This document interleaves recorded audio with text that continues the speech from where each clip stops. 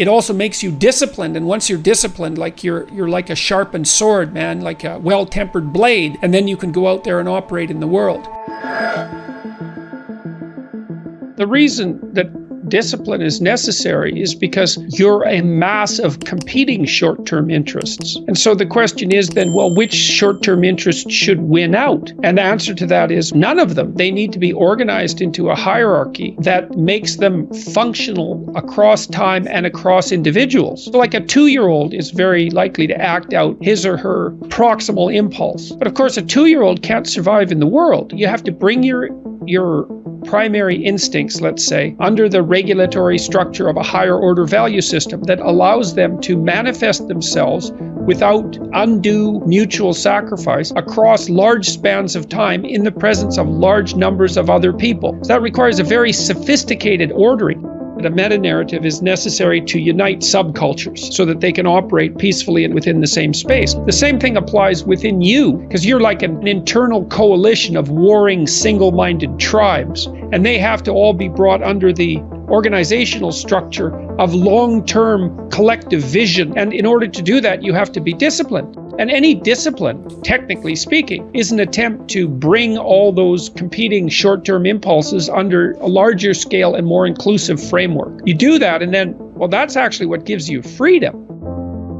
If you're going to mess around with very complicated and dangerous matters, you should really put your life together. We also know that the higher your conscientiousness, the lower your neuroticism. Conscientiousness does seem to keep neuroticism in check. And so I would say, and have said this to many people, clean your room, organize your life, get a routine, get up every day at the same time, go to bed at the same time, establish disciplined habits. That will help a lot. A schedule, and here's how to use a schedule. Use a calendar, but don't use it as a tyrant. You want to use your calendar as if it's your confidant and advisor. And what you want to do is use the calendar, sit down, open the calendar and think, okay, well, here's what I'm going to do. I'm going to design a week of days that I would really like to have. What that would mean is that you would schedule things that you would consider meaningful and productive, on a daily basis, so that you feel that your life is justified by having a day like that, and also to schedule enough of your responsibilities so that you make progress day by day instead of falling farther behind. Generally, you should approach it as if this is something that will help you get what you want. You have to figure out what you want. And then you have to figure out how to decompose what you want into actionable steps.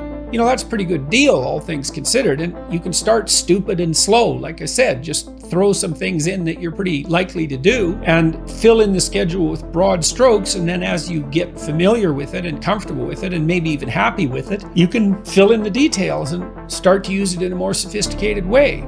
And what that'll do is, it doesn't directly affect your neurophysiology, but you react to uncertainty and the unexpected with more physiological preparedness and more expenditure of energy than the typical person. And so what you want to do is organize your surroundings, because it's a lot easier to organize your surroundings, at least to begin with, than it is to do radical reconstruction on your fundamental temperament. Generating a view of your life that consists of valued goals that you want to attain, and then steps by which those might be attained. Well, then you can ally that with a schedule, and then not only do you know what you're doing, you know that what you're doing is moving you towards something you want, and that's rewarding.